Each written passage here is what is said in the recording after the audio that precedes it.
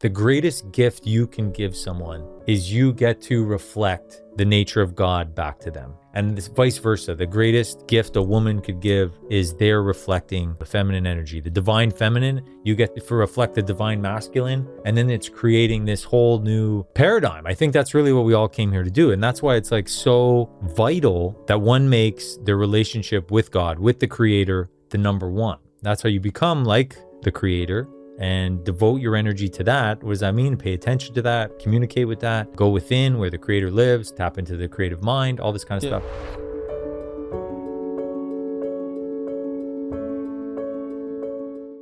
Hello, everyone. Welcome to a new episode of the New Age Sage podcast. We have one of our few return guests here today, my soul brother, Alex Wolfe. Last episode we did, one of the most viewed ones, talked about all kinds of things. Today's episode, I want to kind of focus on obviously your experience with psychedelics and also our experience in dancing with the Department of Love and Romance in this life, which is an interesting one that often men don't really allow themselves to talk about enough.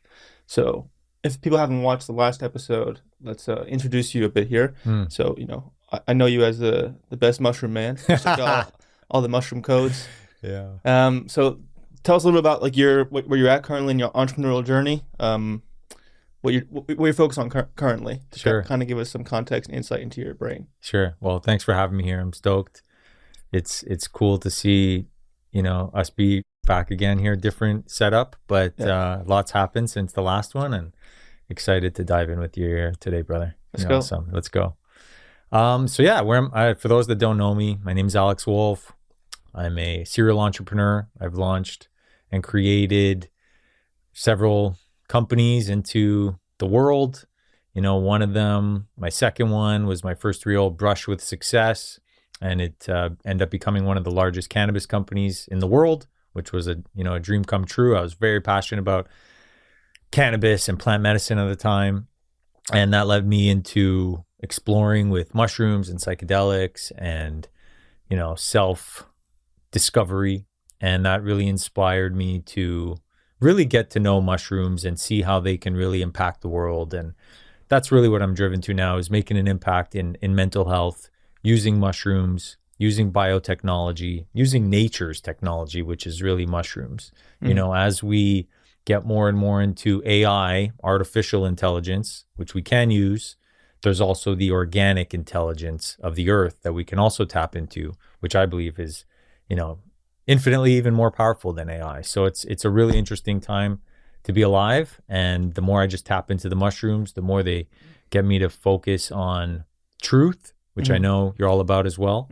And that's really the beacon is just, you know, more and more about the truth. So it's an interesting concept of differentiating organic intelligence versus artificial intelligence. So if you could speak to a little bit, like, what's the felt experience? For example, if I go to ChatGPT, I'm like, I want to know I don't want to know why I'm failing in dating. Like, tell me, right? Or you actually go to the mushrooms with that intention, like, show me what's happening. What's the felt experience of that differential education? It's a great question. So AI is going to just which AI is great, by the way. I'm not trying to poo-poo on it at all. It's a wonderful technology. AI is going to keep showing things that have been uploaded into the system from the conditioned human mind, from the conditioned human experience, which is great. It's real. It's very much a part of our reality.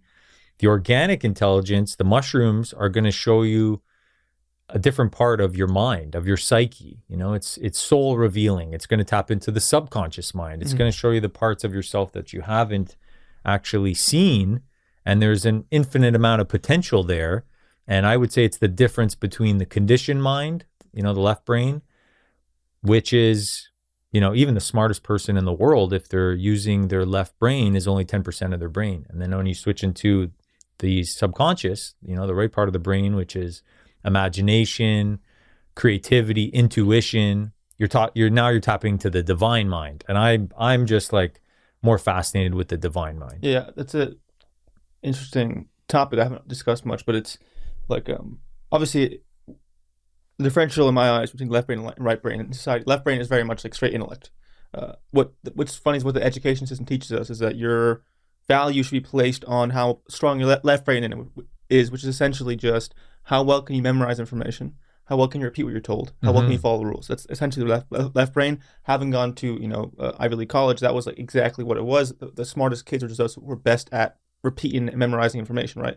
Just robot. It's robot intelligence, right? Just like NPC intelligence. And then when my awakening happened, it was like, oh shit, there's a whole different form of intelligence. There's actually divine intelligence that's beyond rationale. I honestly think the biggest issues in life are created by people who are stuck in their left brain. There's no right brain activity. I agree. So what are the symptoms of someone who's stuck in left brain thinking, even if they're actually succeeding in the world? Because most people who are hyper intelligent left brain people are doing well in business. So having done well in business yourself, and I'm assuming you were also left brain a lot at some For point. sure. Yeah. What was the felt difference in your life from moving towards right brain? What did you feel in your life? What actual more did you gain something from it? And then end with, how can one start shifting towards the right brain? How can one start diving into that journey? Yeah. And you're absolutely right. I spent most of my life in that left brain, the doer. What did that look like? It was very much the doer, going out into the world to get things done, to get, accomplishments, so that I wouldn't have to face or feel the uncomfortable feelings that I was, running away from, essentially. So it was like, exactly like you said, like, I believe that's where the ego is, the ego is this energetical overlay system of an identity that we get to portray into the world so that we can go do things, we can accomplish things, we could get and take and all this kind of stuff. And I think that's great. It's part of it. It's part of like the first phase of life, once we build this identity, it's like, okay, let's see how far we could take it. But that I also see that identity can only take you so far. That ego could only take you so far you get to a point where it's like, yeah, this isn't really working. It's just, you start seeing the same patterns because you haven't tapped into that divine. You haven't tapped into the creativity, which is a whole other massive component of this life that we came here for as a soul. The soul wants to expand. It wants to just expand and expand.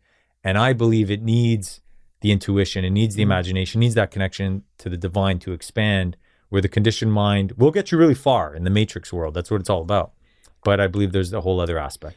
I have an interesting theory on this that just came through, is that I think most men especially have no access to the right brain. It's just locked off. And then they end up simping and falling in love with women so fast because it's like their only way of accessing that feeling of right brain connection, like love and feeling. Their feeling function is dependent on this woman. So how do you feel about that? Do you feel like that's an astute, correct observation, that men who are locked out of the right brains end up just chasing and pursuing women constantly to get somewhat of that feeling? Like, I just want to feel unconsciously that love, that connection to something. And what's the danger of that, of outsourcing that right brain, quote unquote, feminine archetypal force to women all the time? Yeah, it's exactly like you said, Lucas. It's outsourcing it. It's giving your power away, essentially. Like, I would say, and that's what I did for a big part of my life, was I was always looking outside of myself to a woman to get a relationship so that they could give me the love that I felt I didn't receive. Yeah, probably from my mom. It is from my mom. And I've got to face this whole thing, which has been awesome. And my mom did love me. That's the wild thing, is my mom probably loved me more than any other human being ever. Yeah, same here. And it was just a different love language. She was showing me love in a different way by, taking care of the household, cooking, doing the laundry and all this kind of stuff. And I probably just wanted a hug, but I just didn't have the vulnerability to say, hey, Mom, can I have a hug? I'm sure she would have hugged me, of course. Yeah. So then here I go, and I developed this whole ego to go and outsource this love from women so that they could, in my subconscious is really so they could fill a hole that I just haven't faced within myself. And then, that's the beautiful thing about relationships, is they get to mirror back to you that it's really something about yourself that's going on. So I all this to say is I would say I would shift it now, is like, don't go and look outside of yourself for that one person, for the one, like they say, is like, you are the one, you become the one.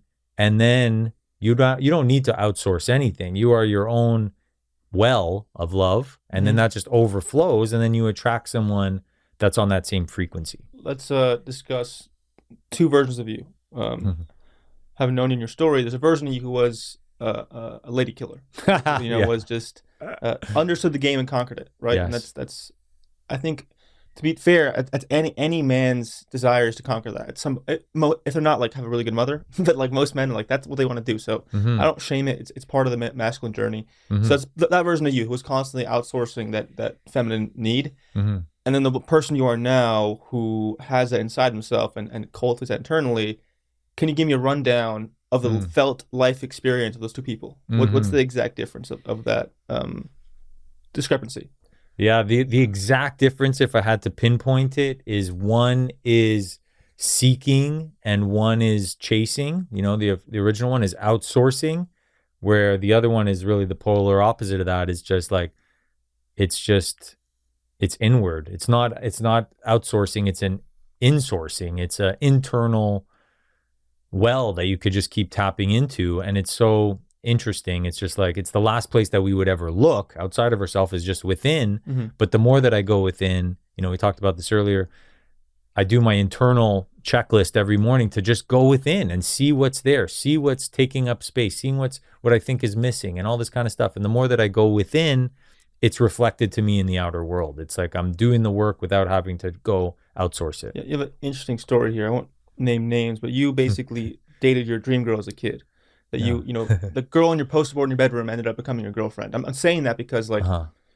so you got exactly what your ego wanted to fill that hole inside yourself. Hmm. So I'd love for you to tell the story of that experience. Like, what was that like in getting that experience, but then also what was it like when you realized that this is not doing it for me, Hmm. right? Like when I think it's a harrowing moment when the ego gets its dream and the soul's like, nah, nah, nah, this ain't it, bro. Yeah. Like, what was that experience like? Getting exactly what your ego wanted in a woman from a childhood perspective, Yeah. and then getting it and being like, this isn't what I want. Hmm. What was that? First of all, what was that journey like? How did you come to that realization? And then what did you take from that going forward? Yeah. I love this. Yeah. So for those that don't know me, I was very much in that game, within the game of life, within the school of life, where about relationships, but it was really about seduction and getting women, and it was a lot about manipulation Mm. for a long part of my life, because I was trying to fill that hole that I said, I didn't feel like from my mom. And that was just a game that I was playing. It was a superficial game, but I realized that, it's part of our programming. It's like we are programmed by movies and TV and all this kind of stuff to, think if we get a certain woman, it means we're worthy of love, right? Mm-hmm. And I fell into that whole trap and that whole game. And it was a lot of fun, to be honest. I learned a lot. It was all about lessons and all this kind of stuff. So at one point I had a poster of this woman on my wall, as a young man. And as I got into my 20s and 30s, like she was my celebrity dream crush. And I wanted her for so long. And I envisioned like being with her and dating her. And you actually believed it could happen. You were like fully I convinced. believed it. Yeah, I'm a big dreamer, Yeah. like I'm very passionate about my dreams. So I just like fuel and I get really fired up about It's my like dreams. quote that the man who believes he can and the man who believes he can't are both right. Exactly. Yeah, I think it's Thomas Edison or Henry Ford. Yeah. Henry Ford. Yeah, it's true. So it's like the power of belief, right? And I just believed it, and I believed it, and I would tell my friends, I'm like, I'm gonna get her one day. I'm gonna date her one day, and I kept fueling up this dream with my passion and love and desire, and those are real parts of the formula that I'll happily share. Those parts are real. It could be with anything. Like you got to have the desire and the passion. That's what like fires this whole manifestation thing up. So I put so much energy into that dream, that fantasy, that it was like building this vibrational account, and it was there just ready to be manifested. However, then, so I did that for years, had this fantasy. And then I met a mentor that really put me on to being conscious and self-exploration and meditation and all this kind of stuff. So then I started really changing. I started becoming a lot more conscious. I stopped playing that old game that I was playing. I was meditating a lot and I was just evolving. I was doing all these things I'd never really done before that I could get into later, but I'll stick with the story. So I was evolving, and I reached this, at that point, it was like the peak of my spiritual consciousness. And I was like, wow, I'm getting here. I see life in a whole new way. And then here comes the universe or God with the test. And it was like, oh, are you sure you're this enlightened being? And here you go. And it presented to me the ego's biggest fantasy. My ego's biggest fantasy. And it was at the point in my life where my ego didn't even want that. I didn't even want that. My ego did for so long, but I was like, I see this for what it is. This is like Matrix World 101, and it looks like a lot of fun, but I'm on this spiritual path now, and I got tested with like, oh, are you sure you're ready to go into evolve in this thing? And, the more that I actually just said, I acted or portrayed that I didn't actually even want this, the more she was attracted, and she was pursuing me. She's pursuing me, and now I have my celebrity dream crush pursuing me for months. And it was like, wow, I'm onto something here. But then eventually, I started dancing with that dream. We started hanging out, we started, getting together, dating and courtship, and then I eventually fell head over heels in love with her, and we both fell in love, and it was one of the best, relationships I've ever had. It was awesome. And in that, then I stopped doing all the spiritual work that I was doing. I got very much caught up in the matrix of all that stuff, and I got to experience all these lessons that I needed to experience. So it was an awesome experience. And the interesting thing is, just only because you brought it up, is like, now, fast forward to now, I've had many a great relationship since then, but now is the same time in my life where I'm doing all those spiritual practices that I did back then. And literally in the last 2 weeks, I've manifested another celebrity crush that I had since then, that I used to fantasize about. And the universe has presented this. And No it's way. Like, I swear to God. And what are you doing this time? I'm not engaging, because I'm like, I know what this is. This is the same thing. This is a cycle now. It's like, okay, you reach this level of spiritual thing, and it's like, are you sure? Because here's what you There's want. so many men listening. It's like, I want to know the coach to this manifestation thing you're doing, but it's but it's an interesting thing, right? That how can you differentiate that? How can you know it's a useful skill in life to be like, especially with dating? I think it's one of the most symbolic manifestations of this concept, is that, like, what archetypally is Satan giving you a gift, and when is it God? Because of dating, especially, man, you get, for men and women, like the super beautiful, sexy person that ends up being a narcissist who fucking destroys your life. But on presentation, it's like, oh, this person's so amazing and beautiful. It happened to all of us. And then how do you differentiate that? How do you know when it's a gift from God or a temptation from, quote unquote, the darkness? That's a great question. Especially with romantic things, or even business, bro. Like, like getting a fucking $1 million deal. You're like, oh my God, this could be amazing. And then actually it's that egoistic temptation. So how have you gotten to a place where you can, like, fucking snap? Because even me now, bro, there's no myself. If I get my, celebrity crush DMing me on Instagram, I'm jumping on that bitch. I'm doing that. I haven't gotten there. So it's like, how do you differentiate that? Like, this is actually not in my highest interest. It's a great question. And it's part of the game. It's part of the dance of life. And I'm not going to say that I have it all figured out. I'm always a student, I'm always learning, but I'm a devoted student. I study as long as I keep doing the work, like I said. And now is a great reflection of that, is like, okay, I'm doing the spiritual practice. I'm diving in, I'm being disciplined, I'm sober, I'm eating clean, I'm on the OMAD, thanks to you. And these new disciplines that I'm having is like, okay, it's unlocking. It's like, okay, I've reached this level, and then it's basically showing me, like, do you want to go back to this old level that you used to play at? Just like a video game. Like, you could keep playing the same level and beating it and knowing where all the bad guys are and all this kind of stuff and just crushing it over and over again. But is that really what this game of life is? Or it's like, are you ready to go to the next level where you don't even know what's going on? Yeah, in the video game theory, it's an interesting metaphor that, I'm going to use Mario here because I think it's the most well-understood game.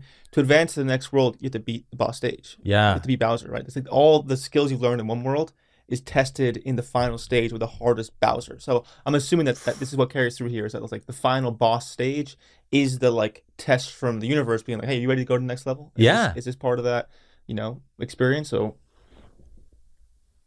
How does that resonate with you? Big time, bro. I was actually going to dive into that. So cool that you Yeah. said that. It's like, this is like a boss level. It's showing me the boss. Like, and I look at it all as a gift, like you're saying, whether it's from God, the opponent, Satan, whatever. I see it all as a gift because it's either one of two things is going to happen. One, I get to learn the lesson and I go through the painful expansion of whatever the lesson is. And that's how we expand, is by feeling the pain of it, which is actually a good thing. It's a gift. It's how we grow. Or I face it, I go and see that boss, or I don't. And it's like, I don't need to relearn this lesson. I've already learned it. And now I'm ready for this next level. And that's where it feels like I'm going. Like, it was presented, it was like, hey, do you want to date this celebrity dream crush? And I was like, no, I've already played that game. Let me just keep going and keep evolving. And then we'll see what I attract next. And I think you'll only know when you know whether, and if you want to go back into that gift, it's okay. Yeah. You'll learn. So you learned the lesson through experience. Yes. You got bit once and you got, I'm not going there again. So within that framework, do you think most people have to let themselves get bit before they learn? Or is there a way of pushing through that? There's a way. There's always a way. Really, really smart or wise people can learn from other people's mistakes and just be like, okay, I see what they did. I'm not going to do that. Yeah. God bless those people. Like, that's amazing.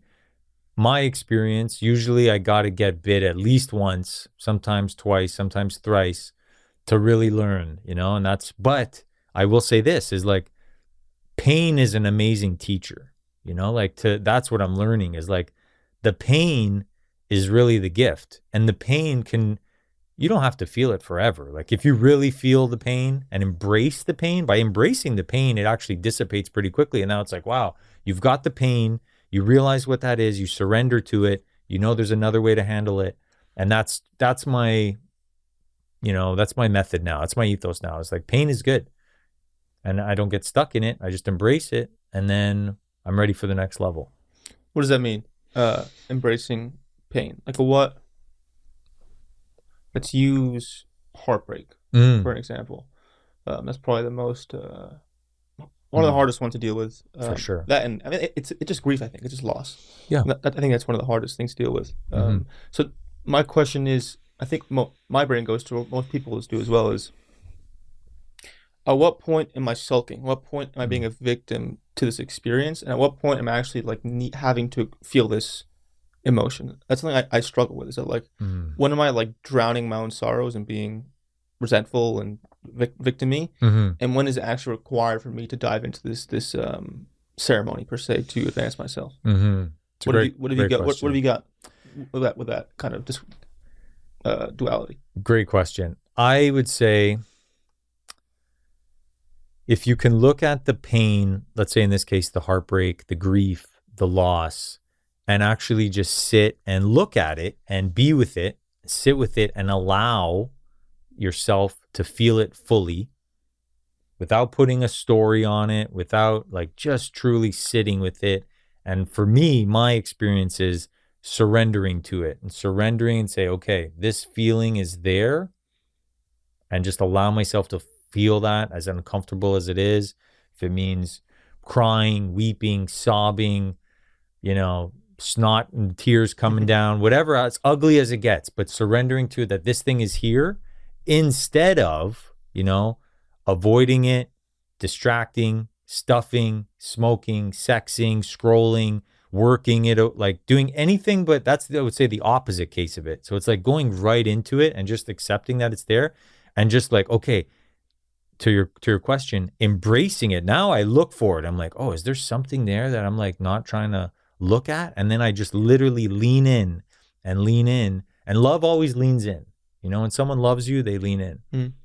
Love will always lean in. So you love it. You love the pain. No one's doing this. Like, most people are not doing it. Maybe, so it's like, do the thing that people are not doing. Learn to love the pain. And then there's nothing to be afraid of.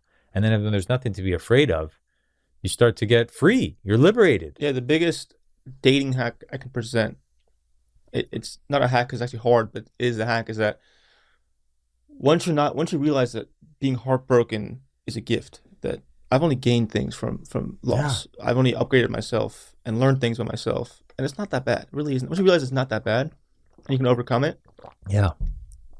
You lose so much shit. For example, when I lost my mom, yeah, it was tough, but like overcoming it wasn't that hard. Mm.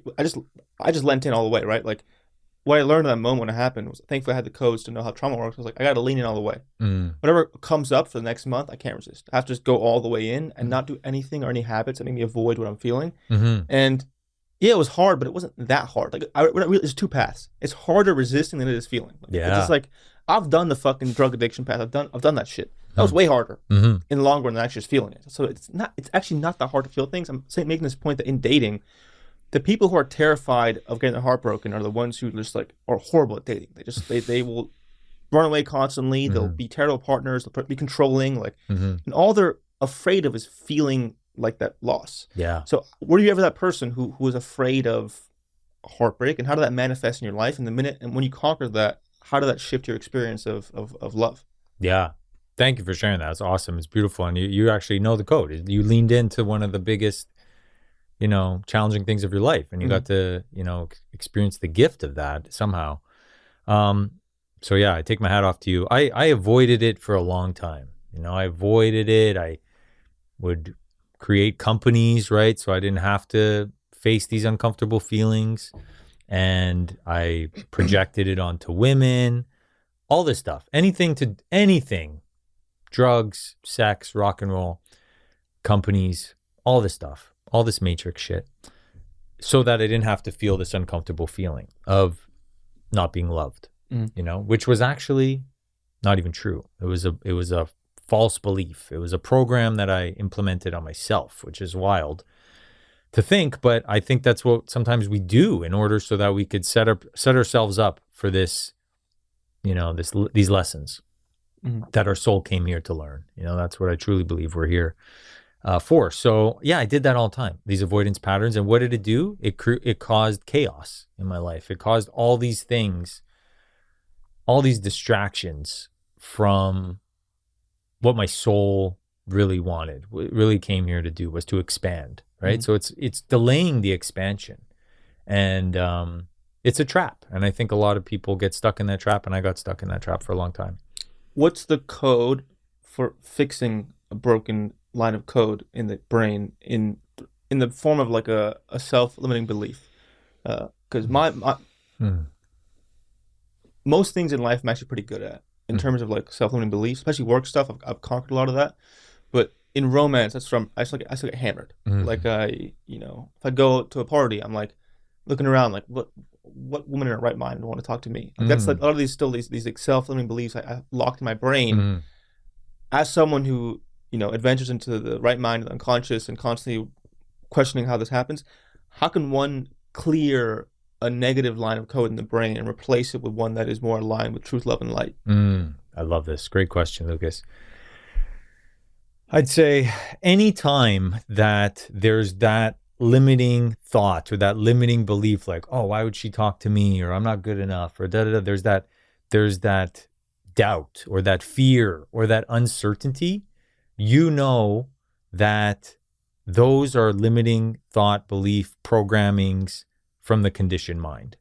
This is where the conditioned mind is limited, right? Like we've already established that. It's limited. So it's like any fear, uncertainty, doubt, that's the programming from the conditioned mind that was there to keep us safe, to keep us protected so that we wouldn't go for the risk, couldn't go for the gusto. Yeah. And that's the gusto, the risk, the adventure, the enthusiasm, all that is from the condition, is from the divine mind. Yeah, for example, in this instance, like me believing that saves me from going and talking to approaching women, which then saves me from facing rejection. So that's exactly what you're saying. Yeah, exactly. And that's very normal. It's very common. It's all part of the game. Yeah. Until we get to a point where it's like, yeah, no, I want something more. And that's the thing, is like, it's good to want something more. I think society, even the, spiritual community here in Austin, which is great, but I feel like there's a lot of conditioning around you shouldn't want, you shouldn't desire. I think this is a mistake. I think this is a trap. It's good to want. It's good to desire. It's good to like think big and go for the gusto, go for the dream girl, go for the dream relationship. The worst thing that's going to happen is a lesson will be there. And in that lesson, there's pain, but that pain is growth. The pain is how we grow. And like you said, you verified it.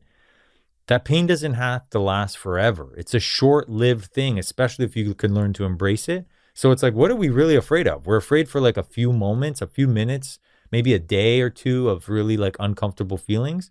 But that uncomfortable feeling that's within us is blocking us from our biggest dream. So it's like, I believe the bigger dream that you have, the only reason it hasn't manifested in someone's life is because there's a blockage that's matching that dream. And it's like, all you got to do is go into that, feel it, face it, heal it, and watch your dreams manifest. What's been the hardest one for you to overcome?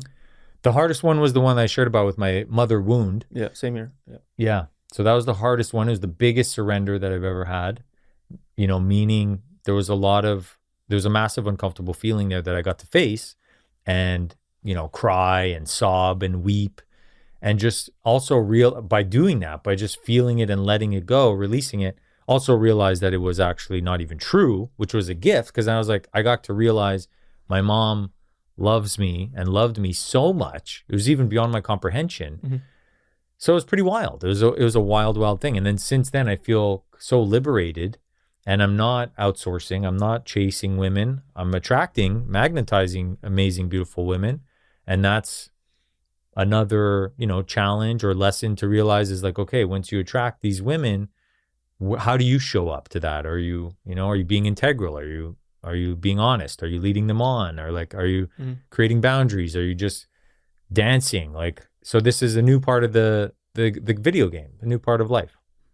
If we were to design an archetypal character in the simulation, man or woman, who has the qualities that makes them magnetic towards romantic partners, what would that be? Oof, great question. Well, I'd say the whole idea is you are the one. You become the one, right, that you're looking for. So it's like you don't outsource it. It's an inward thing. So what does that mean, to be the one? Well, the one is whole. And what does that mean, to be whole? Well, it means you're healed. Like if you look at the word healthy, heal thyself, right? Healthy. So you've healed thyself. And by healing thyself, you've went within, you know thyself. You know that you are this integral being now. You're one with life. You're one with God. You're one with the Creator. And when you're just that oneness, which everybody strives to be, I'm not saying I'm there. I'm saying that's like the whole purpose for me, is this to keep going towards the one, becoming the one. Well, you're going to attract based on that frequency of oneness. And then the woman that you're going to attract is going to be very close to that frequency. It's going to be resonating at the same frequency.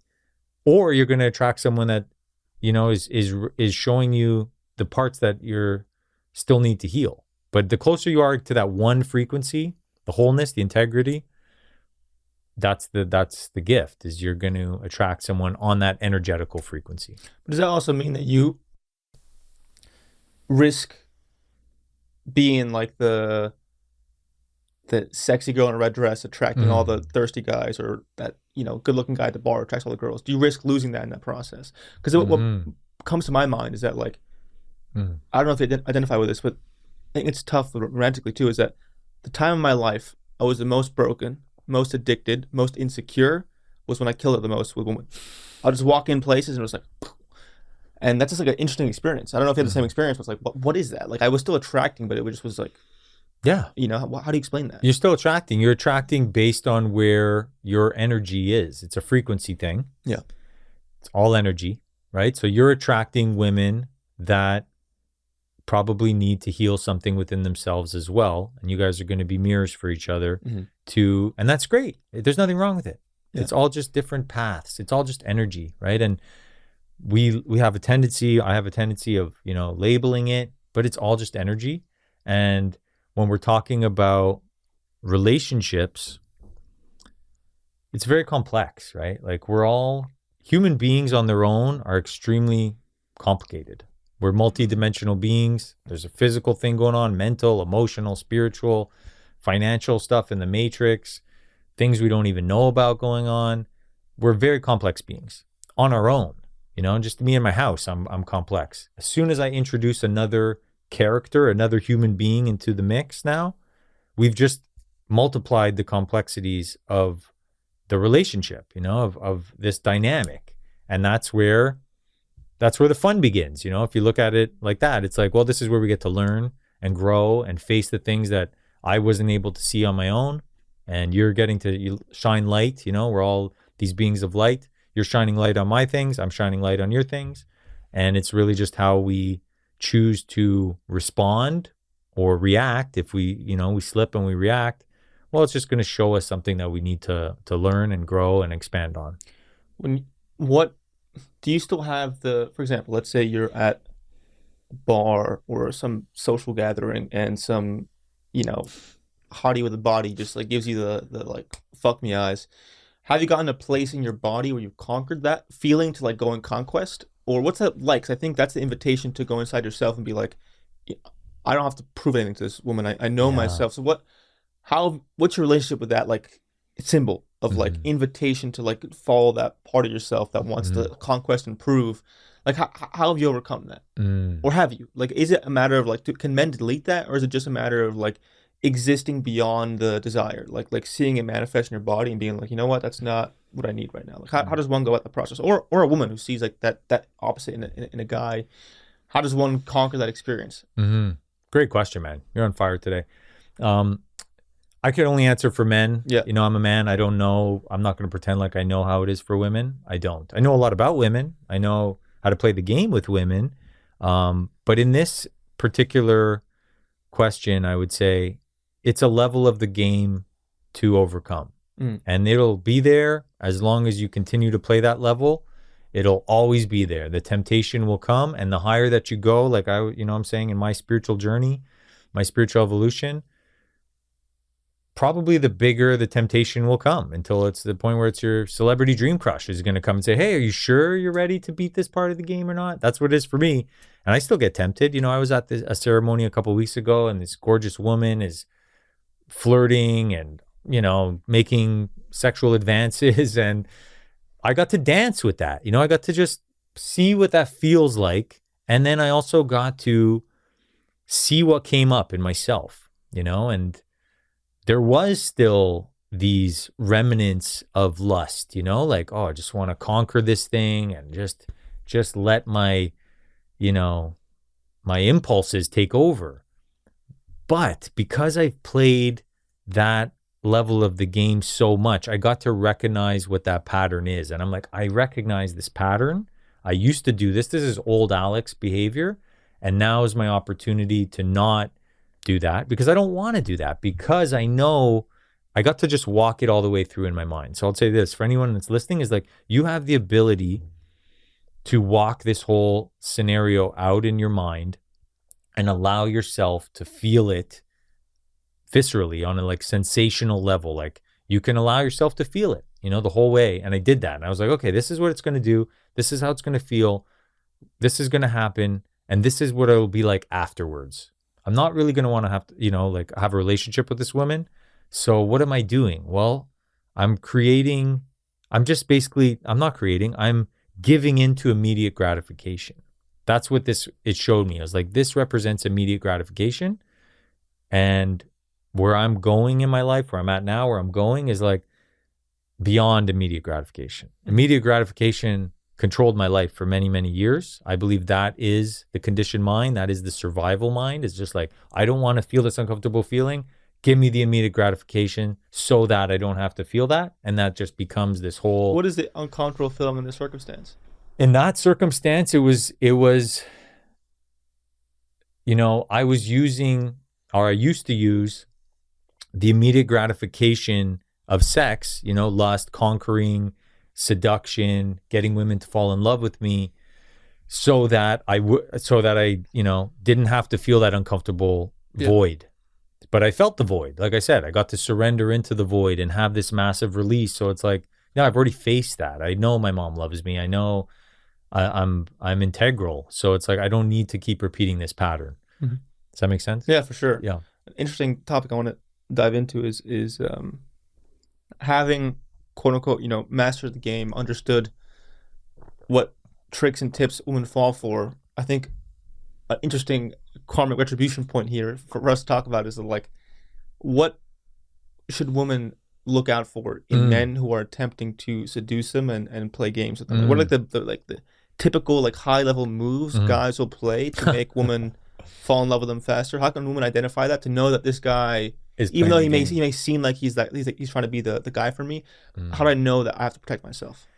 It's a great question, man.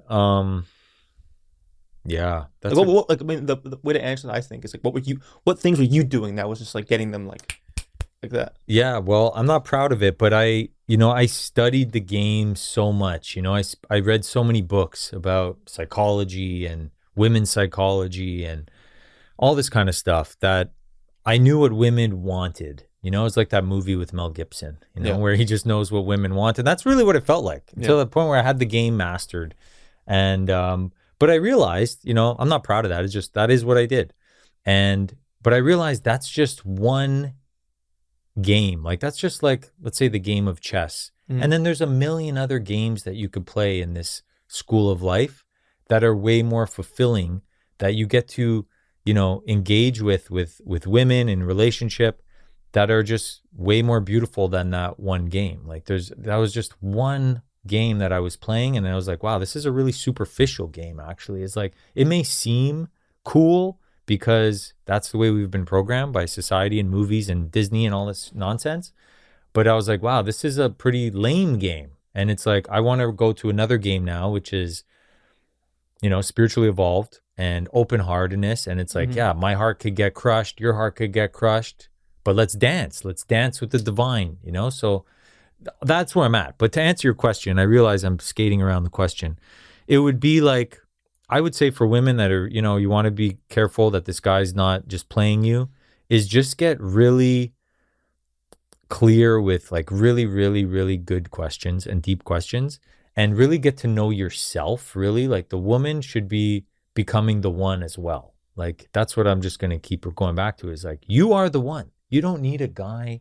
I don't need a girl. You don't need a woman, Lucas, to validate that you are the one. You are one of a kind, one of a lifetime human being. And once you start to realize that, you're not looking outside yourself. You're not outsourcing. So it's like, you're gonna see it's a resonance thing, just like, we talk about, like, you're vibrating so high, Lucas, that you're gonna get tested with these things to make sure you don't go back to your, Mhm.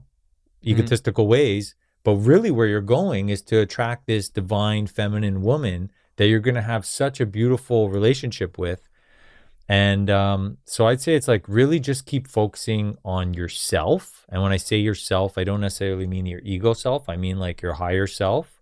You become the one, and all things will be revealed. Mhm. That's, I guess, the key word. And I know that was a long way of saying it, but it will reveal itself. Just hang in there. Don't rush into things. Play it slow. Like, if it's meant to be, I got this from one of your clips. If it's meant to be, it can't miss you, right? So it's like, just go slow. What's the rush? If guys are trying to rush things, if guys are trying to like speed things up and, have sex too early, like, that's a red flag. Like, just go slow. I think it's a perfect answer. Because the easy answer to this is like, here are psychological hacks to try to see if a guy's manipulating you. But like, what is that doing for your own evolution? Whereas like, when you're in a frequency of complete self love, and I'll answer the question so you can save being the villain. I'll take that role here. Is that guys who manipulate women have something to manipulate. Mm, They have insecurity to manipulate. They have low self-worth to manipulate. Like mm, when you heal that stuff, you actually save yourself from the manipulation. So if you become mm, the one per se, the one who's fulfilled, you don't have those holes to manipulate with. So that's the answer here. If you want to protect yourself from, you know, psychopathic, narcissistic, lust obsessed men, you have to heal the potential causations for manipulation that men can latch onto. mm, And then you're giving yourself power in that process. So it's like, if you're a woman who's fallen for this shit, I hate to say it, but like, you're falling for it because you haven't healed certain things that are being manipulated. Not to defend or justify the men, but it's like, mm. same for men too. Like, Yes. you know, like, what in yourself had to be healed to stop getting seduced by women constantly? Mhm. Like, what was that experience for you? Like, what was a key mover in having that discernment of being like, this chick's trying to fucking seduce me and Mm. leech my life force? Like, what was the key like mover in that? Wow, it's a great question. Yeah, it's just realizing there's like a disconnect in resonance. Like you could see it for what it is because I used to be that, So it's like Oh yeah, yeah. I used to be that. So I'm like, I recognize that pattern. I used Game to recognizes game. Yeah. recognize game.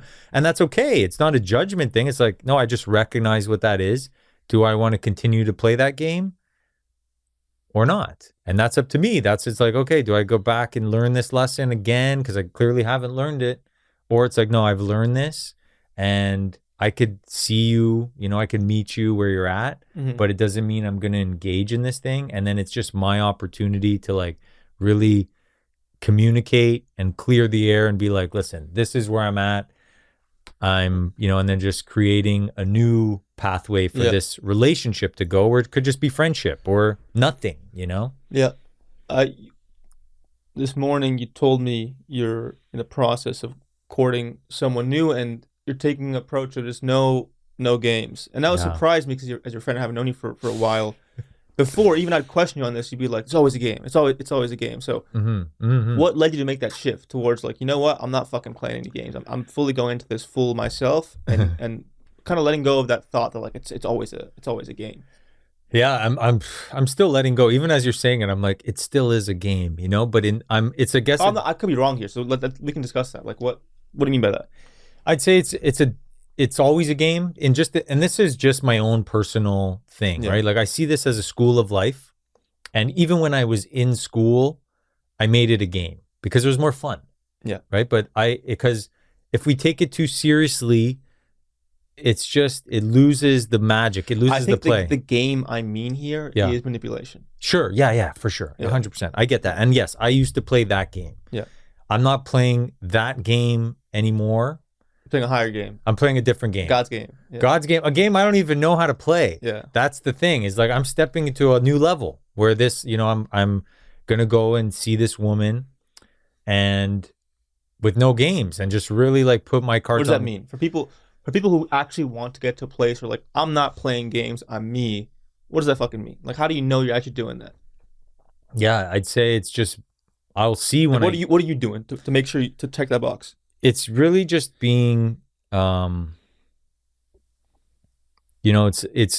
leaning in, it's being open and communicating, it's just like communicating really where we're at and like seeing if our values really align. That's what I'm going to go for in this one is like, okay, here's my values. This is what I really, really believe in. These are my, non-negotiables, so to speak.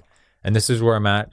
What are yours? And like just putting the cards on the table, just in a real more mature way where old Alex would get really swept up in like the chemistry and the romance, the courtship. Passion's great. Passion is wonderful. But if that's all there is, then. Yeah, if that's all there is, it's can only go so far. Yeah. And then it's like, then what's left is like, hey, do our values really line up here? So now I guess I'm starting from the end. I'm just like, okay, let's start with our values. Let's see if this really matches. And then I'm also unattached to the outcome. Like I shared with you, it's like, she may not be the one. Doesn't really matter because I'm becoming the one. That's my main thing is becoming the one. And what does that mean? Is like becoming the one with the creator. I believe that's all our birthright is to like become one. And I do believe it's everybody's birthright to have the most amazing, loving relationship. And I think that looks different for everybody. Not to go on a tangent, but I had this, I connected the dots with this concept, and I think it resonates with what we're saying. I'm curious to hear your perspective on it. Is that like everything's a reflection of God? From an subatomic perspective, it's all a reflection of the creator. I think we're the most overrun up version of ourselves, the best version of ourselves. It's just when we're reflecting God to the highest level, which means to me like reflecting the goodness of God, reflecting truth, reflecting love, reflecting peace. Yeah. When you reflect these godly traits inside yourself, you start becoming more and more so the one. And the more you separate from, you deceive, you lie, you're fearful, you're lustful. The more you separate from those traits, the more you start separating from God further and further. So I had this realization like, oh shit, like all we really have to do is just reflect God. Yeah. What does that mean? Reflecting goodness, reflecting truth, love. Like when we actually start reflecting these things, we not that it's tricky saying like we're God, but like you start reflecting the divine energy. I think that's what you're getting at here. That when you start doing that process ends up, that's the process of life, I feel like. Sorry to digress, but No, that was amazing, dude. You're nailing it. That's pure wisdom right there. That's the wisdom of love. That's what I believe we've all come here to experience is the greatest gift you can give someone ever, Lucas, is you get to reflect the nature of God back to them. You know, like, and this vice versa. The greatest gift a woman could give is they're reflecting the nature of the feminine, the feminine energy, the divine feminine. You get to reflect the divine masculine, and then it's creating this whole new paradigm. I think that's really what we all came here to do, and that's why it's like so vital that one makes their relationship with God, with the Creator, the number one. That's how you become like the Creator and devote your energy to that. What does that mean? Pay attention to that, communicate with that. Go within where the Creator lives, tap into the creative mind, all this kind of stuff. And every religion reflects that concept. If you unpack it, like even fucking I'm reading a book on Stoicism, and even though it doesn't name a deity, the core concept of Stoicism is that, like, on the scales of life, nothing will ever weigh the same as your character. Like money, woman, power, like, that will never outweigh the power and importance of a good character. But when good character is essentially virtue, it's reflecting those divine qualities. If you look at Christianity, it's like reflect Christ. Buddhism, reflect Buddha. Islam, reflect Muhammad. It's the same exact concept here in every single philosophy religion. Is when you reflect the highest virtues, that is the most noble path to partake in. And when you reflect the lower qualities, which is pretty similar around all these things, which is ego, disrespect, all these things, and you start fucking up your life, and you'll meet people who will start reflecting the same things. Yeah. So, what are some ways you try your best to reflect God? Like, how does one even do that? Great question. I'd say there's a couple ways I could go with this, but I'll say sticking on this note that we're hitting here is like, okay, how do you reflect God? Well, where is God? God is in the now. God lives in the present moment. So if you look at God as presence, as in now, as this is the only thing that really matters is now, which is all we have, which all that is, right? So it's like, if that's all that is now, which is God, and you're just worshiping that, you're worshiping the present moment. Like, there's just you and me here right now. This is it. There's God in this room. We could feel it. That's what people love to feel, is just the presence of God. So it's like, if you can identify with that, if you could identify with presence instead of identifying with this ego, this identity, that's, I think, the key. So it's like you're identifying with presence, that is God, that creative energy, the creative life force. And I believe when a man does this, and when a woman does this, and they come together and they're just in that present moment, that's where you feel the love is like. And that, I think that's what everybody's really looking for, is that presence of God. Well, presence to me, deeper than that, is showcasing and exemplifying your ability to surrender. I think when you're not present, for me, it's like I'm protecting myself from feeling what is. Period. Yeah. Like, if I'm not present, I'm like going somewhere in the future. I'm predicting something. I'm not here because I can't trust here. I'm too scared of here. And when you're too scared of here, you're kind of betraying God. You're like, I don't trust what's happening right now. Yeah. Right. So it's like, I think to validate what you're saying, when you're present, you're saying, like, I trust what is. And that's essentially saying I trust God. Like, I trust what is happening in my life right now. And that practice, I'm not good at it. I'm still getting better at it, but it makes perfect sense. Like, when you're with someone, right, and their eyes start scattering, they're not present here with you, you feel like separation. You feel separated from them. It's not a useful feeling. So that's like your answer to this, is just to do your best to be as present as possible. And in that process of prioritizing presence, you kind of connect with the feeling of surrender and faith that what is beautiful. Booyah. Yeah. Absolutely. And there's so many things. That was so beautiful, man. Thank you. I feel that so deeply. And it reminds me of a lot of things. But I'll say with this, I'll go with the one that's in my heart right now, is like, that's one of the things that this woman, that I'm starting to see. That's what she said. She's like, Alex, I don't care about your money. I don't care about the companies. I don't care about all that stuff. All that's cool, whatever. But she's like, all I want from you is your honesty your presence, and your love. You know, and when she said that to me, it was like, wow, like I felt it. I really, really felt it. It was truth. And I was like, man, that's awesome, because that's really what it's all about. And I could be that, and I could show up with that 7 days a week, 8 days a week.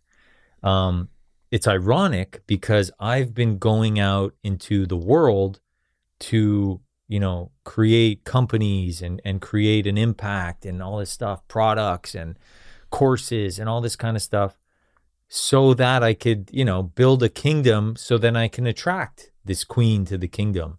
And then here comes this queen that's like, yeah, I don't really care about any of that. All I care about is you and your presence and your honesty, truth essentially, and your love. And it's like, oh my God, it's just such a powerful reflection of like how my limited conditioned mind thought something was the way, and it couldn't have been farther from the actual truth. It also exemplifies a trap I think men fall into, which is that once I get money, good car, status, then the woman will love me. If the woman only love you for that status you're creating, you're falling into a fake love. So it's like, actually what you're saying is that you want a woman who loves you for your honesty, your presence, your ability to love, and that stuff's independent of those resources. Yeah. Obviously, I think as a man, good do those things, but if you think that that's going to get you your queen, it might, but she's loving you for the wrong reasons. So it's beautiful to hear that, just as your friend being, oh shit, like that's a real woman, someone who wants those qualities. It just reflect, again, back to our earlier point, that just means you're reflecting God. If you're honest, truth, if you're present, you have faith.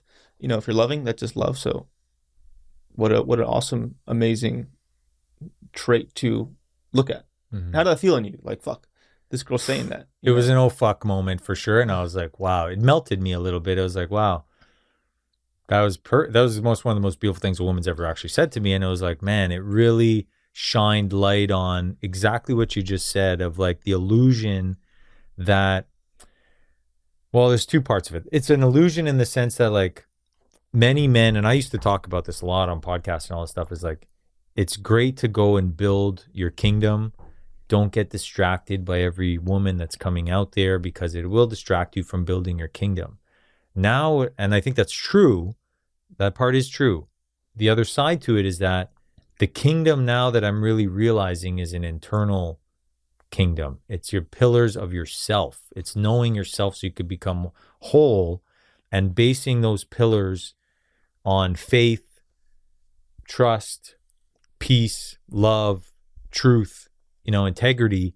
And once you have that, yeah, you're going to attract someone on that energetic frequency, not someone where you're building an external kingdom based on, money, cars, status, clothing. All that stuff can be taken away in an instant. You could lose all that stuff. And then you're actually just fearful of like, oh, what if I lose this? And then you're stuck in that fearful thing. And it's like, that's the opposite of, the other side of it. So. Also, the gifts of life are neutral. Essentially, like money can be used for good or bad. Access to beautiful women or men can be used for good or bad. Power can be used for good or bad. What isn't neutral is your own inner kingdom, your own character, right? So that's developed to a high level, and you get the gifts, you're going to be in the best position to use them, right? But if you come into that such system with a broken inner kingdom, you're going to fucking fall to your knees and get, absolutely fucked. But a point I wanted to hit is you're the person I know who has the most healthy relationship to pride and their ego as I've met in life. I mean that literally. For a couple of reasons. One, when I've seen you gain success, such as a fucking Instagram clip going viral, you couldn't give a fuck. Yeah. There's no reaction at all. Whereas me, one thing we talk about frequently is how sensitive I am to things professionally falling, right? Like if silly little Instagram clip doesn't do well, I take it personally. I'm like, I start making stories of what it means for me and how could this happen to me. And when it does well, I'm like, oh, fuck yeah. So how the hell do you do that? How the hell can your character stay neutral amidst the highs and the lows? How can a post go viral or tank, and you don't give a single fuck? How could you make, 5 million one quarter or 10,000 one quarter and not give a fuck? How does one do that? I haven't met someone as well as you, honestly. I mean it literally. How does one do that? How does one stay unattached and equanimous amidst the highs and lows of life in the form of external success? That's a great question. Thank you for that. I guess I'll just start where the code. I'll start with the code and it'll, unravel from there. The code that I learned from a spiritual, guru, guide, whatever you want to call it, in Peru was, with every step that you take up the ladder of success, it's up to you to take 2 steps back in humility. And that was a code that really landed, because yes, I did start to move up the corporate ladder and the success ladder and the matrix ladder with money and status and women and all that stuff, which is fun. It's cool. Sure. And when I remembered to take a step back in humility, more was revealed. There was more abundance, more, and it was as long as I kept that,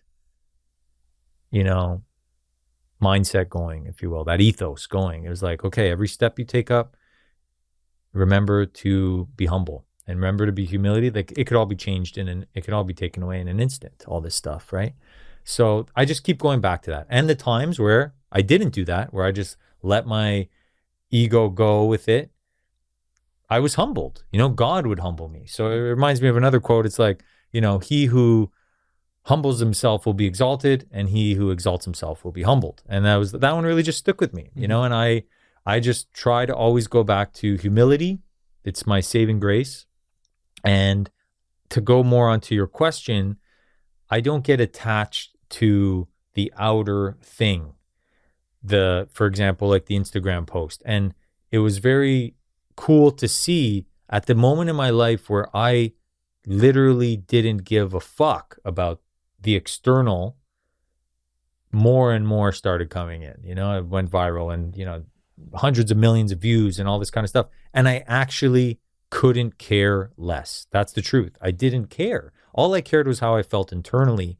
And that's the trap, is like, what I believe the code is for anyone that's out there that wants to, get notoriety or whatever. It's like, really just focus on expressing truth, what's true for you, what resonates for you, and express that.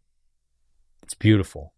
And at the same time, with no expectation of what comes back at all. That's the code.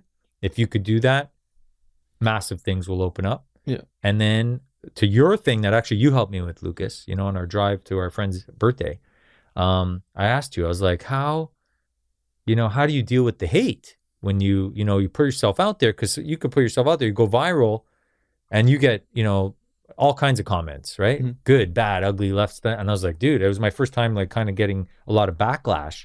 And I was like, how do you deal with that? Do you want to, share on that? Because that was a major code you shared with me. Well, I was facing that internal battle myself when I was kind of scared to say what I thought. But then I like an earlier point, we have to kind of envision too passive life. I was okay. This helped me conquer addiction, my drug addiction. Whenever I would be tempted to take a drug, I'd be like, I'd zoom out a year and be like, what does a year look like if I do this right now? What spirits I gave way to take over me to then lead to the next thing? I was like, oh, that's fucking dangerous. I looked at the other path. Don't take this. Meditate, do some breath work. I'll go to the gym. At the peak of my addiction, I was really fucking like stuck in it. To now it's whatever. But I looked at that timeline. I saw me literally like a future vision of me on the other end. I was like jacked, happy, married. This one was a fucking like fat degenerate scrolling TikTok and vaping. I was like, dude, fuck that. Like, wow. So essentially, what that means here for this, bringing it back to this question is, okay, this timeline, I don't tell the truth to things that I believe are tyrannical and destroying society. Okay, what kind of man I am I down the line if I follow that road? Wow. Like, what kind of man is a man who doesn't speak the truth because he's scared of people, right? I was like, okay, that's not a man. And further than that, I looked at someone who was deeply, deeply ashamed of themselves, who felt like a coward. I look in the mirror and be like, you're a coward, right? And that feels horrible, right? For any man, especially. I look at one path. I tell the truth. I get backlash from people I don't even know about that literally, like, the people that comment hate, like, if you're a person who comments hate, like, your character shouldn't ever be thought about in your own analysis. Like, no one I know who's a friend of mine comments hate, even if it's something repugnant. Like, just to be in that consciousness of, like, spreading hate, basing your self-perception off that is irrational. Anyways, that's one side point. But totally. Anyways, like, okay, years down the line, if I continue to tell the truth, the man I look at in the mirror, I'm happy with. I look at him like, you told the truth, you got some hate, but you're being real with yourself. Like that in and of itself is like, wait, I'll pay that price. Like I'll pay the price of hate to look in the mirror and see someone I respect. Like that's anything in life. I'll pay the price of you know, feeling tired and not want to go to the gym to get jacked. Look in the mirror and like, I respect that person. I'll pay the price of fasting to know that I conquered myself, my immediate gratification. Like that's a useful thing in life. Like who's on the other end, years, months down the line of you taking a habit that's not useful. But you know, returning to the conversation we're having a second ago about staying humble, one thing you've also taught me is you're very good at not taking things personally, and I'm not good at that at all. And I think what you're saying is true. Like I think that thing of taking step backs and humility when you have an egoistic matrix success is true. But on another level, there is that point of contention in yourself when, for me, like it's not just pride for me. It's like when things don't do well, I take it fucking personally as shit. Like when a post doesn't do well, I'm like, this means I'm not worth love. This means I'll literally think my friends want to be friends with me. Crazy shit. That's so irrational. Like, how does one take the failures of life as a way to not make it personal about themselves? Like, how have you mastered? I think that's like the real fucking code here. Is like not taking things personal when they don't go your way. Like not taking a great example is not taking a romantic rejection personally, which there's no way you would now at this point. Like, how the fuck does one do that? How the hell does one, for example, fail at a career thing, not take it personally, or fail romantically, not take it personally, but still use it as a way to evolve? So how do you do that? How do you not take things like that personally?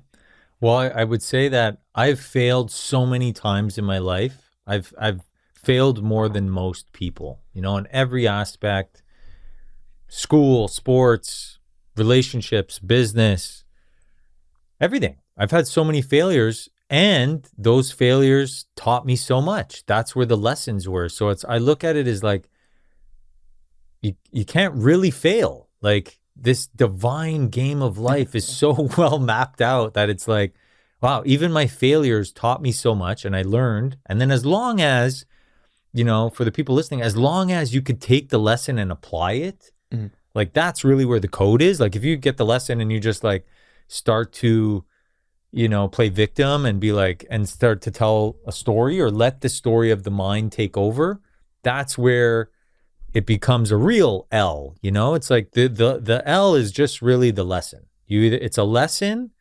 You either get a lesson, or when you're ready, you know, ready for another thing, you get blessed. You know, it's either a lesson or a blessing. It's a lesson or a blessing. Everything is a lesson or a blessing. So when I look at it from that lens, look at that. It's beautiful. It's like, wow, I'm either going to learn something here, which is great. That's what I believe. You know, my idea of this divine game of life is that it's a school. And in the school, I make it a game. I gamify the school. So it's like, I'm here to learn. I'm just constantly here to learn. I don't know anything. I want to learn. Okay, so if this happens, I get a lesson.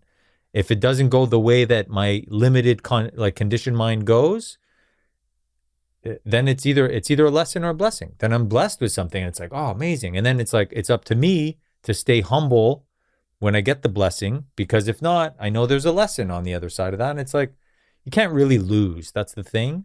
And I guess, you know, once you look at it that way, it's part of it. And to give other people, you know, some fuel or some fire to it is, this whole thing is so temporary, right? This whole life. If we're lucky, we get like 4,000 weeks here, if we're lucky. So when you start to look at it, it's like, man, this thing is really so temporary. Like for me to waste time really letting other people's, you know, opinions affect my energy is just a real, like, it's a waste of time. And exactly like you said, Lucas, like there's no successful person out there. Like, you know, when I say successful, I mean like integral and living life as a role model that is going out there and like hating on other people. So, you know, just like you said, I completely agree with you. Anybody that's going out and hating, like, I don't really give a fuck what you have to say, because you're just showing me where you're at, and I will just use that to you're actually building me up by doing that, because you're saying, wow, I'm over here, you're here, and then it's up to me to just be humble again and be like, okay, I don't get a superiority complex now because I have hate, which is actually good. So it's all perception. It's all how you look at things. Oh, topic I want to dive into now is you're one of the most adventured psychonauts I've known in my experience, and I'd love to go into some of those. Mm. What that's meant to you. Like Ooh. I'm kind of I think what's cool about our relationships. I'm kind of the opposite. I'm more like super sober path, and I don't think there's any right way to go at this thing at all. Each person has their own way in life, and Yes. I'm not saying mine's permanent, but just what I've chosen because of my addiction. Hmm. What Let me get more specific. What have the plants taught you specifically about love? Mm.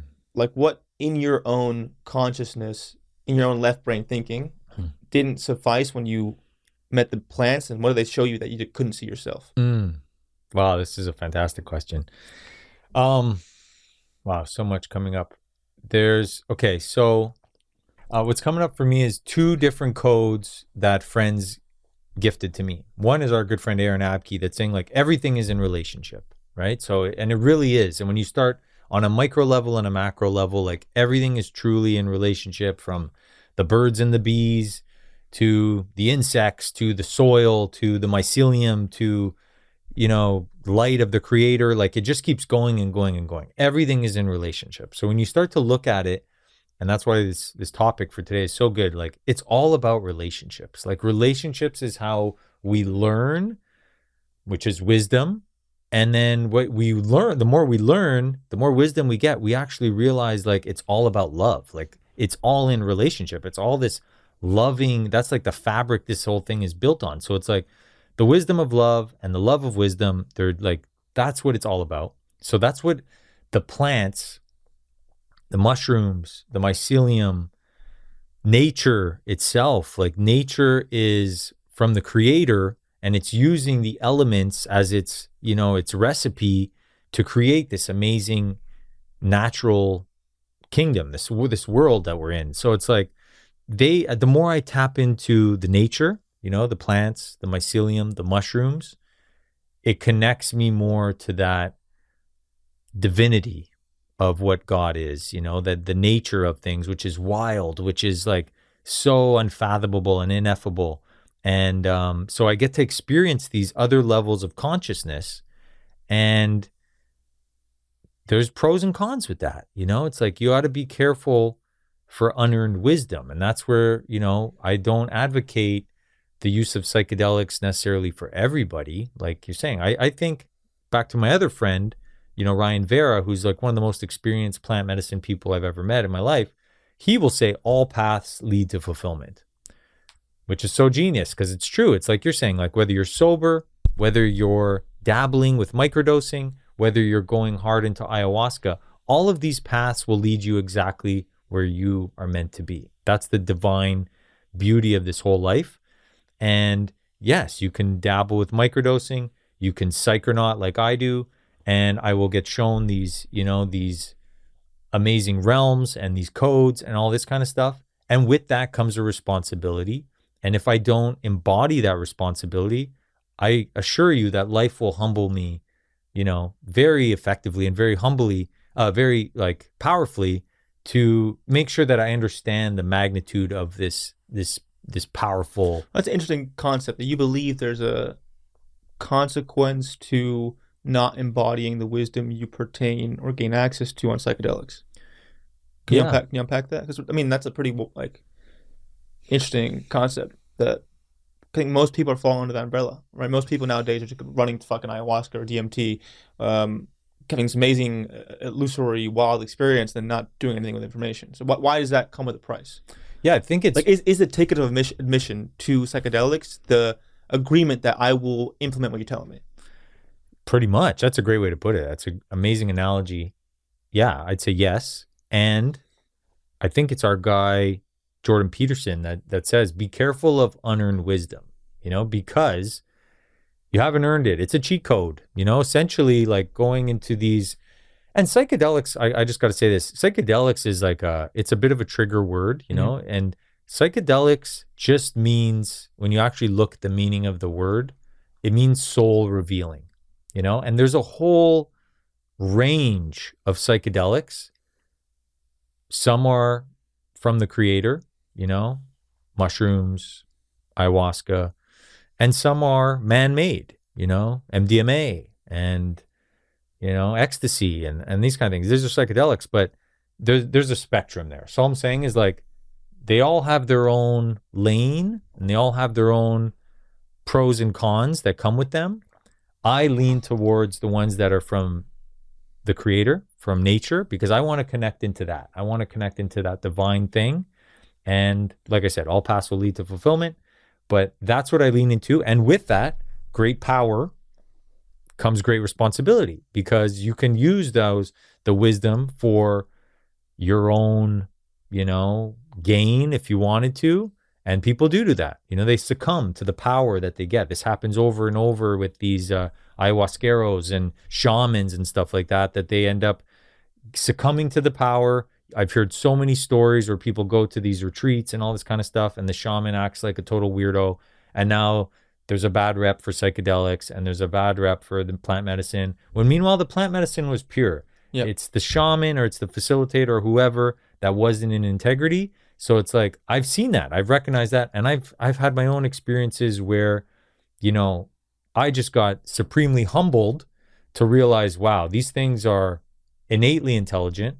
There's a lot of power here, and with great power comes great responsibility. So everything that I will bring into the world will be done responsibly. That's my role as a steward of the mushrooms, is like, they can humble me at any time they want, So as long as I stay humble, I don't get, supremely humbled by them, which has happened to me. Or if you use the wisdom obtained for nefarious dark intentions. Correct. If you use the wisdom gained, like for example, I'm sure like. Correct. It's an interesting topic to move towards. I think when you take psychedelics, in my experience, I've taken them before, is that you really start to experience the power of thought form. That you really realize how just one thought focused on is literally an alien. Like it exists as an energetic entity in the ether, and the more focus you put on it, the more it can yeah. The manifestation is that putting enough focus and energy on a thought form that then goes into the ether. But in that there's so much power for nefarious agendas. Like I want to control and dictate my life in the same exact way.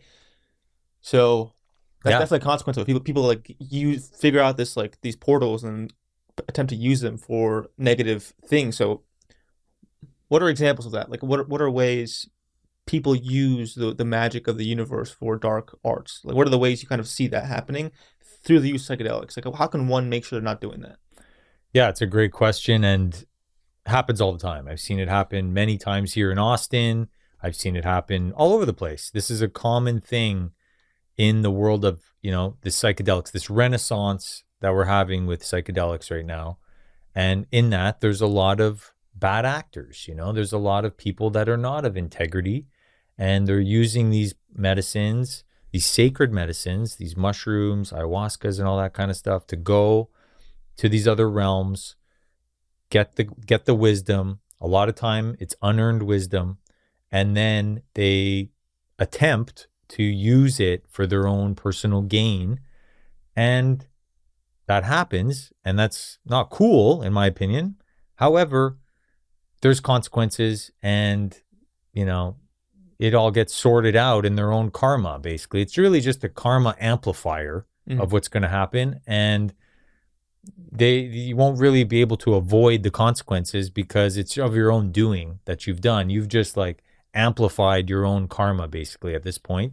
So it all comes back to humility, and it all comes back to respect. Yeah, interesting. There's even wisdom in the plant medicine pushing you towards your own like nefarious habits to push you further along the path of realizing it's not for you. For sure. See, so ayahuasca or mushrooms will never even get it wrong. So it just push you further towards the experience you have to heal yourself. What are kind of topic point I want to end with, or we can talk about it for a while. But what are some exclusive, crazy stories? Like I think the more I go into this world, the more I realize that this dimension is fucking insane. I can't even explain it. There's just like to even try and explain it, I can't even do it. I've seen so many wild things that exist, but also contradict each other. I've seen too much wild shit to even fucking like. I literally believe anything. It's my fault now. So like, I'll literally you tell me the wildest shit that are like 80 UFOs of like an orgy above me in the sky, and I'd be like, yeah, probably. So what are some things? What are some of the wildest things you've seen on your journeys here, and to add some like kind of depth or nuance to it that have actually like led you to have a deeper realization on the nature of our existence? Oh, I love that. Thank you. Great question. Great questions today, Lucas. I've seen so much. I do like you. I believe there is an infinite realm of possibility that we're in here. And that's what really God, the creator, it's unlimited. It's potential. The only thing getting in the way of that is our conditioned minds, our limited conditioned minds that have limiting beliefs. So it's just constantly overlaying the limitations. So then the universe, God is just basically feeding that part of the thing. It's just like, okay, it's just like this holographic projection thing that's going on. And I've seen that be revealed to me in psychedelics. Like it's literally like you said with the thought, you could start to see how thoughts are actual things, and eventually you can manifest these things into reality. Some crazy stories that I've seen in these psychedelic, ceremonies, journeys. I've seen all kinds of stuff. I've seen weather manipulation. I've seen people control the weather. They're, calling on a storm. All of a sudden it's clear skies and now it's storming out of nowhere. I've seen them call on animal spirits into their being. I literally see the spirit come in, and then all of a sudden this person is embodying, like, to the point where they look like an animal. Mm-hmm. And they're moving like an animal, like they're moving like a jaguar, they're moving like an eagle. And it's just the most mind blasting things you've ever seen. You're like, what is actually going on here? It's like, you see where these movies and these comic books start to like come from. And, it's the psychedelics, I believe, are really just tools to show us that there's so much more possible than we can think of. But in our imagination, which is also another, like we started on with our right divine mind, that's where it all is. It's in this realm of possibility of imagination. So they're just giving you more and more access to the imagination, which Einstein said is even more important in science, is just using how to tap into the imagination. So it goes back to that organic intelligence versus the AI, just kind of like how we started this whole thing. And so I've seen a lot of cool stuff. It's my mission to bring psychedelics to the world so that, in a responsible way, so that it can help people with real problems, real issues. Let's start with that. Mental health is what I'm really focused on. And that's why I've worked with the mushrooms for many years now, to build a relationship with them so I could see, how this can benefit humanity, not for my own personal gain, not for my family, but for everybody's personal gain. And what I mean by that is so that they can start to reveal their true nature, their soul, which I believe is what it's all about, and deprogram the conditioned mind, deprogram those limiting beliefs, and start to reprogram it that you are the creator, you are tapped in with the divine, and anything is possible. What's the best way for someone new to this game to work with mushrooms to heal themselves? If you were to create like a game plan for someone to enact, what would that be? Well, it's funny you say that, but that is why I designed this legal psychedelic microdose. Mm-hmm. Like psilocybin is great. I'm a big advocate of psilocybin. However, it's still illegal in most places, especially here in the United States. So I didn't necessarily want to wait for psilocybin to become legal, and I definitely did not want to play in any illegal activity. Like I'm not risking that for sure. But what psilocybin showed me actually is that, in the fungi kingdom, in the kingdom of mushrooms, there's many different type of psychedelic mushrooms. And a lot of these psychedelic mushrooms don't actually contain psilocybin. Mm-hmm. They contain other active ingredients. So we found a mushroom, ancient mushroom, that's been in our pulp culture. It's in Super Mario Brothers, like you talked about. It's in our subconscious. It's Santa Claus, Vikings used it, all this cool stuff, so that we can utilize this mushroom that's tapped into nature. It's grown from the creator. It's not grown in a lab. It's not grown in some guy's closet. It comes from nature itself. And we could tap into that to shift from the conditioned mind into the creative mind. And that's what I brought to the world. That's like, my biggest passion right now. And it's really came to me from the mushrooms. I'm just the steward. I'm just the guy bringing it out. So your argument here, to come full circle, is that mushrooms, amanita, psilocybin, whatever it may be, essentially pushes you from the left brain into the right brain. Correct. I mean, that was my experience. When I first did mushrooms at 19, I had no self-awareness. I was just fucking walking it. I just, did drugs, fucked chicks, partied, took Adderall, worked hard. There was no connection to anything outside my own egoistic desires. The minute I took mushrooms, even as a brain-dead 19-year-old, immediately it was like, this is not your path. Like, you're destined for more. You are deeply depressed. You're suicidal. I didn't know I was suicidal. Like, you're deeply suicidal. Go heal this thing. And obviously I didn't, but like that was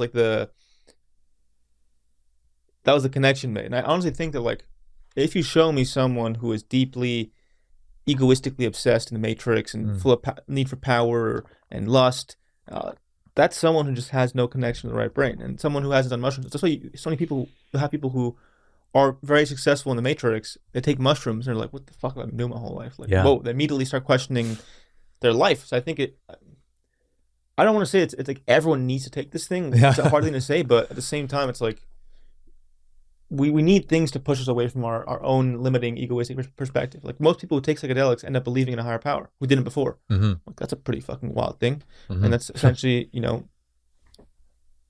reflecting what you're saying, that it connects you with your right brain. So where can people get this thing? Eons.com. Mushrooms have been around for eons, literally hundreds of millions of years. It's the closest thing to infinity. It's from the creator. So yeah, eons.com. And thank you for asking. I do have a couple questions for you, Lucas, if you're open to it. You've done so many of these podcasts now. You've sat across from so many cool, spiritual people, some bad actors too, I'm sure, along the way, but a lot of really good people, smart people. Is there something that keeps getting repeated by people like that? You're seeing a pattern, like, okay, it all comes back to this. And I'm wondering if that's something that you've seen. Is it something that you're applying or not? Well, I think it's a good question, but I also think that deeper than just podcasting, it's like, what is reflected in all the people I interview, in my own podcast, in all the religious texts, Christianity, Islam, Buddhism, Stoicism, like, what is the universal thread that all these things are saying in different linguistic manners? And essentially goes back into one of my points earlier, is that, like, enlightenment essentially is just learning to accept what is, period. That, like, if you're ever in resistance to what life's giving you, that's the path to suffering. At any moment. It's just like, I'd love to give a more complex, eye-opening answer, but this is the answer. It's like the most simple truth of all. That's what Christ represented. The archetype of Christ is, like, not only am I accepting what is perfectly divine, no matter how bad it is, but I'm walking towards that with everything I have. Like, to just accept life as it is. And it's simple. It sounds like too simple, but if any situation you're facing in life is a useful perspective. Like, am I accepting life or am I rejecting life? Period. But it's literally binary code. It's 1 0. It's like, am I accepting life? Am I rejecting it? If you're in the path of rejecting life, you go resentful. You start cursing at God. You become Cain, essentially the conscience of Cain in the Bible. If you accept what is, you not only accept it, but you take it as a sign from God that this is the only way through. Not only are you becoming more psychologically healthy, but you're also it's also revealing the essence of life. That is what. That is Christ consciousness, essentially. Like, how good are you at accepting what is? Period. Show me someone who's truly happy, present, a good person. I'll show you someone who's really good at accepting reality as it comes to them. Show me someone who's deeply fearful, resentful, and angry. I'll show you someone who's really good at rejecting life as it comes to them. So the thesis on life I can present to people listening is that get really good at accepting things as they are. Doesn't mean that you don't have to, like, find ways to better them, but any path forward is saying this is what is. I can choose to, like, get better at things, but this is what is. I can't, like, and the thing that showed me the most truth in that is in my own, because my biggest wound, I've conquered most things, but the biggest one is still in romance. And it all is essentially me, like, for example, if you like a girl, and for example, with this woman you're talking about, if you go to see her and she's like, yeah, this isn't the line, and you spend so much time avoiding that feeling. You avoid that truth. You keep thinking about, how can I get her back? How can I do these things? How can I win her over? You're literally moving further away from the truth. You're moving further and further away from reality. So at any moment, especially romantically, it's like, no, this girl doesn't want this. Mm-hmm. That I have to accept that. And once I accept that, I can live my life again. So it's like, that's a thesis I can present. It's just like, just learn to accept things as they are. In any form of life. You know, your flight's delayed, accept it. If you're in traffic, like I see people in traffic, I'm like, dude, this is literally fucking kindergarten shit. Like, you're yelling and getting angry over something that you literally have no power over. It just is. And it also reflects logically that any person, even an atheist, will tell you that the key to life is accepting what you can and can't control, right? And that's just here. It's just period. It's like, you can't control the traffic. You can't control the plane being delayed. What you can control is saying, there is traffic. I'm stuck in fucking traffic. It is what it is. I'm here. And if I fight it and I get mad about it, I'm literally playing the dumbest game alive. And that just applies to every single situation. Like, it's a useful analogy for my brain. Like, for traffic, it's like I see traffic as dumb. Like, arguing over being mad at traffic's dumb. It's as dumb as anything you have no control over. It's the same game. It's like the same exact thing. Getting mad over someone not answering a text. It's the same. I literally have like, it just is. I can't do anything about it. So a long-winded answer, but thank you for asking, and just thank you for being in my life. You embody a lot of things that are opposing to me in a good way that I have to get better at, and just by being around you and observing you, it's a useful archetype and just personal springboard for me to see, like, okay, this thing, I have a way to get better at a lot of these things.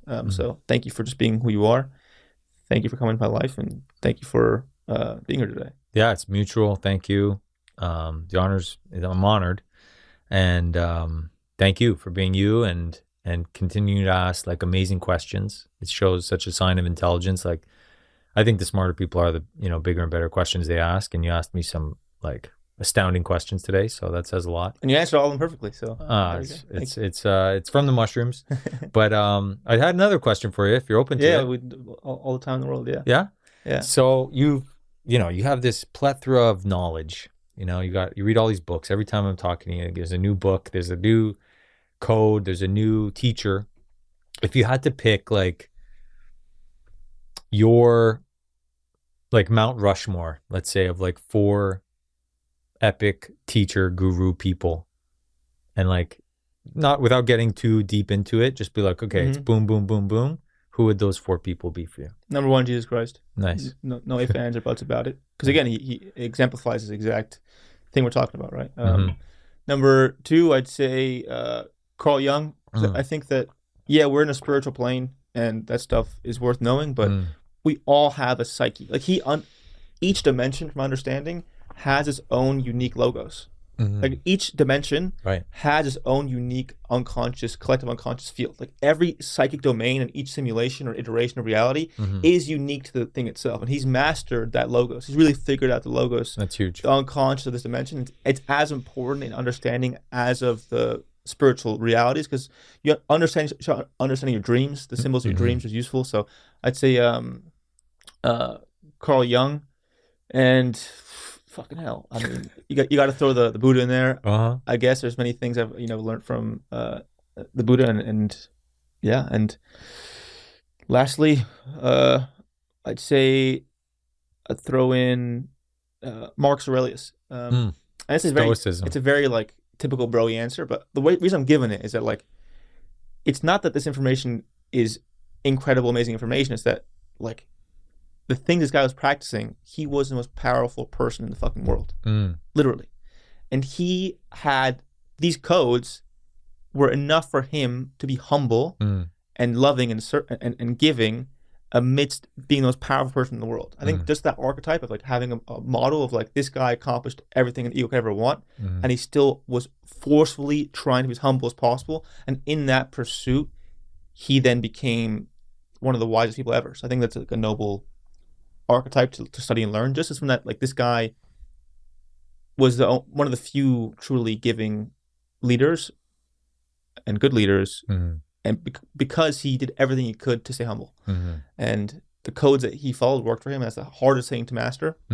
So I'd say those are the pretty generic basic answers, but no, that's fantastic. But definitely Jesus number 1 for sure. I love all those things. One more that just came through is what's one code that you want to master that you haven't mastered yet or embodied yet, but you're aware of it? don't look for a hero, be the hero. Nice. And I fall into that trap, like, for example, even someone like Jesus, like, we all want to like look at Jesus as a person as like God. You figure that's like above us, but what Jesus really wanted was like, hey, if you do these things I'm doing, you can become exactly like me. That's right. That's all it was. So it's Yeah. like that feeling that we fall into in spirituality. And my thing specifically is that like I'll be easy to like look at someone and be like, you're a god, you're amazing. Like the trap, the first like one of the biggest egoistic awakenings I had was when I first got into the space and I'd interview people I saw as a god. And I get so disappointed when I realized they were just as human as me. Like they were just as fucked up as me. And they were even more in some cases. And I was like, what the fuck is happening here? And that was a good lesson to be like, by placing people constantly at a pedestal and glorifying them and deifying them, including religious figures, all we're doing is procrastinating the work it takes to become that figure. Literally. So just like, I think that's the thing I haven't mastered yet is like, placing way too much pedestalization on people I respect, friends included, being like, I can never be this way.